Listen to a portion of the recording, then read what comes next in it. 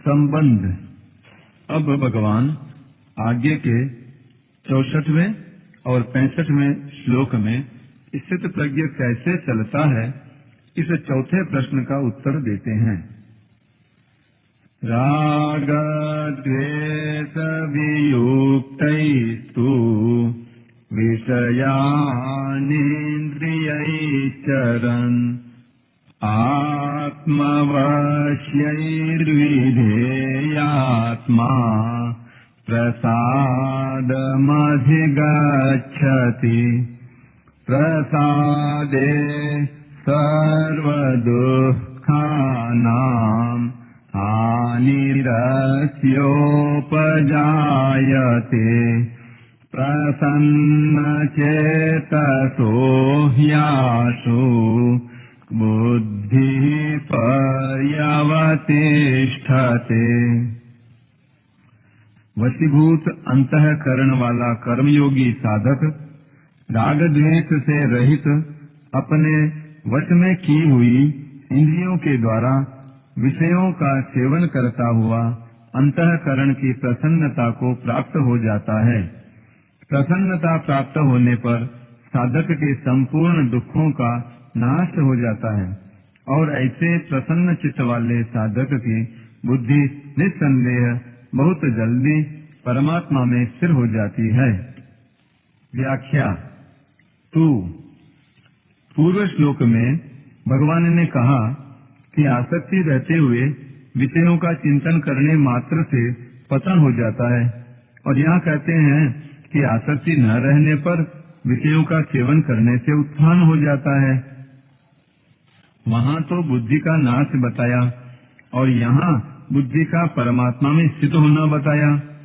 इस प्रकार पहले कहे गए विषय से यहाँ के विषय का अंतर बताने के लिए यहाँ तू पद आया है।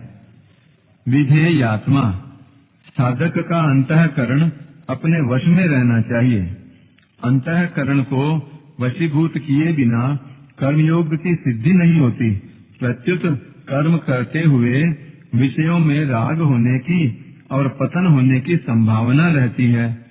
वास्तव में देखा जाए तो अंतःकरण को अपने वश में रखना हरेक साधक के लिए आवश्यक है। कर्मयोगी के लिए तो इसकी विशेष आवश्यकता है। आत्मवश्यैः राग द्वेष वियुक्तैः इंद्रियैः। जैसे विधेयात्मा पद अंतःकरण को वश में करने के अर्थ में आया है, ऐसे ही आत्मवश्यैः पद इंद्रियों को वश में करने के अर्थ में आया है। तात्पर्य है कि व्यवहार करते समय इंद्रियां अपने वशीभूत होनी चाहिए, और इंद्रियां वशीभूत होने के लिए इंद्रियों का राग द्वेष रहित होना जरूरी है। अतः इंद्रियों से किसी विषय का ग्रहण राग पूर्वक न हो और किसी विषय का त्याग द्वेष पूर्वक न हो। कारण कि विषयों के ग्रहण और त्याग का इतना महत्व नहीं है जितना महत्व इंद्रियों में राग और द्वेष न होने देने का है। इसीलिए तीसरे अध्याय के 34वें श्लोक में भगवान ने साधक के लिए सावधानी बताई है कि प्रत्येक इंद्रिय के विषय में राग और द्वेष रहते हैं। साधक इनके वशीभूत न हो, क्योंकि ये दोनों ही साधक के शत्रु हैं। 5वें अध्याय के 3रे श्लोक में भगवान ने कहा है कि जो साधक राग द्वेष आदि बंधुओं से रहित हो जाता है वह सुख पूर्वक मुक्त हो जाता है। विषयान चरण, जिसका अंतःकरण अपने वश में है और जिसकी इंद्रियां राग द्वेष से रहित तथा अपने वश में की हुई है, ऐसा साधक इंद्रियों से विषयों का सेवन अर्थात सब प्रकार का व्यवहार तो करता है, पर विषयों का भोग नहीं करता। भोग बुद्धि से किया हुआ विषय सेवन ही पतन का कारण होता है। इस भोग बुद्धि का निषेध करने के लिए ही यहाँ विधेयात्मा, आत्मवश्यैः आदि पद आए हैं।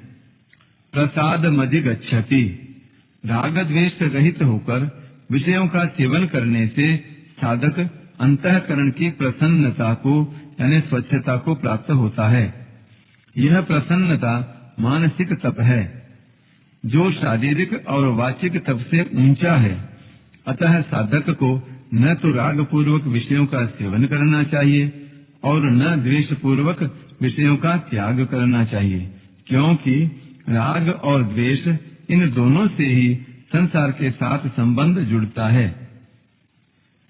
राग द्वेष से रहित इंद्रियों से विषयों का सेवन करने से जो प्रसन्नता होती है, उसका अगर संग न किया जाए, भोग न किया जाए, तो वह प्रसन्नता परमात्मा की प्राप्ति करा देती है।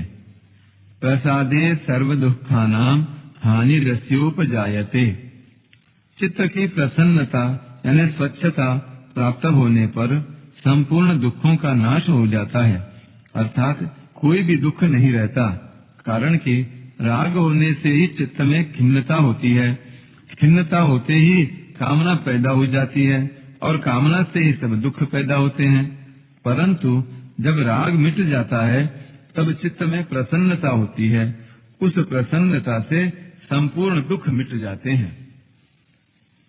जितने भी दुख हैं वे सब के सब प्रकृति और प्रकृति के कार्य शरीर संसार के संबंध से ही होते हैं, और शरीर संसार से संबंध होता है सुख की लिप्सा से।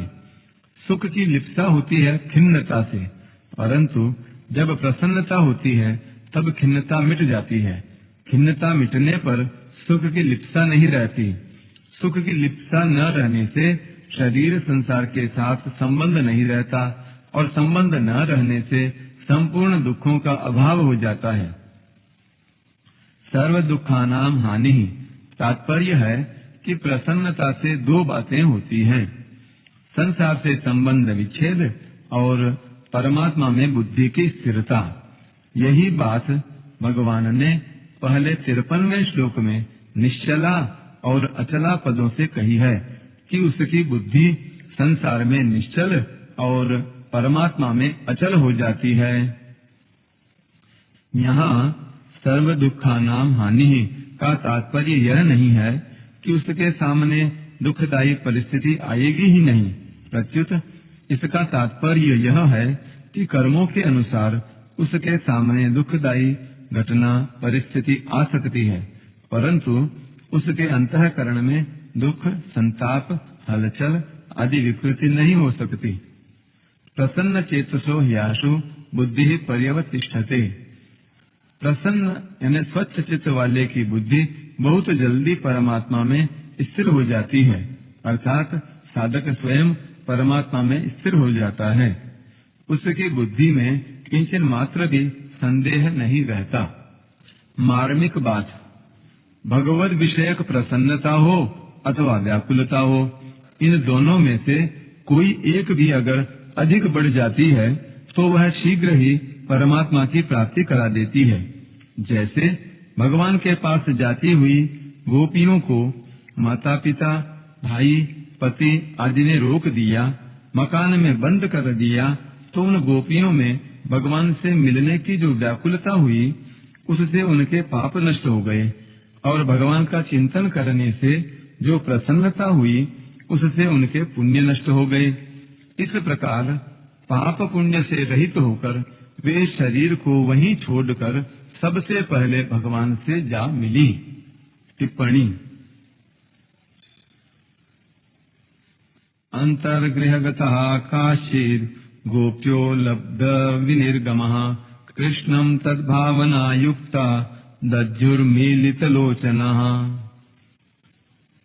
दुस्सह प्रेष्ठ विरह तीव्रतापधुता शुभः ध्यान प्राप्ताच्युताश्लेष निर्वृत्या क्षीण मंगलः तमेव परमात्मानं जार बुद्ध्यापि संगतः जहुर्गुणमयं देहं सद्यः प्रक्षीण बंधनः। श्रीमद् भागवत। परंतु सांसारिक विषयों को लेकर जो प्रसन्नता और खिन्नता होती है, उन दोनों में ही भोगों के संस्कार दृढ़ होते हैं, अर्थात संसार का बंधन दृढ़ होता है। इसके उदाहरण संसार मात्र के सामान्य प्राणी हैं, जो प्रसन्नता और खिन्नता को लेकर संसार में फंसे हुए हैं। प्रसन्नता और व्याकुलता यानी खिन्नता में अंतःकरण द्रवित हो जाता है। जैसे द्रवित मोम में रंग डालने से मोम में वह रंग स्थायी हो जाता है, ऐसे ही अंतःकरण द्रवित होने पर उसमें भगवत संबंधी अथवा सांसारिक जो भी भाव आते हैं वे स्थायी हो जाते हैं। स्थायी होने पर वे भाव उत्थान अथवा पतन करने वाले हो जाते हैं। अतः साधक के लिए उचित है कि संसार की प्रिय से प्रिय वस्तु मिलने पर भी प्रसन्न न हो और अप्रिय से अप्रिय वस्तु मिलने पर भी उद्विग्न न हो। परिशिष्ट भाव एक विभाग भोग का है और एक विभाग योग का है। राग द्वेष से युक्त भोगी मनुष्य अगर विषयों का चिंतन भी करे तो उसका पतन हो जाता है, परंतु राग द्वेष से रहित योगी मनुष्य अगर विषयों का सेवन भी करे तो उसका पतन नहीं होता, प्रत्युत वह परमात्म तत्व को प्राप्त हो जाता है। राग द्वेष से रहित मनुष्य भोग बुद्धि से विषयों का सेवन नहीं करता, अर्थात भोगजन्य सुख रस नहीं लेता, क्योंकि यह उसका ध्येय नहीं है। वह भोगों को राग पूर्वक न भोग कर त्याग पूर्वक भोगता है, इसलिए उसका अंतःकरण निर्मल हो जाता है। त्याग पूर्वक भोग वास्तव में भोग है ही नहीं, लोगों की दृष्टि में उसके द्वारा भोग का आचरण दिखता है। इसीलिए यहाँ विषयांचरण पद आए हैं। राग द्वेष से रहित होने पर प्रसाद की प्राप्ति होती है। हरदम प्रसन्नता रहे, कभी खिन्नता न आए, नीरसता न आए, यह प्रसाद है। इस प्रसाद की प्राप्ति में भी संतोष न करे, इसका उपभोग न करे तो बहुत जल्दी परमात्मा की प्राप्ति हो जाती है।